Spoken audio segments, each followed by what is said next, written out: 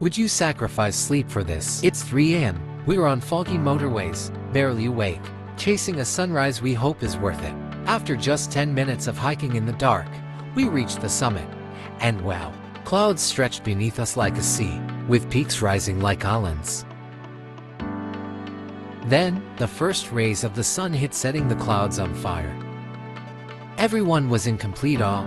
It was like standing in a dream.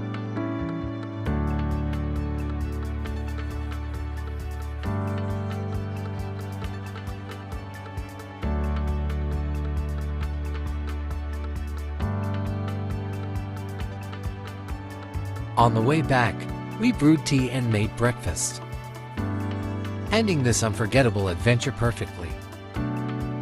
Sometimes, the best adventures come from a little sacrifice.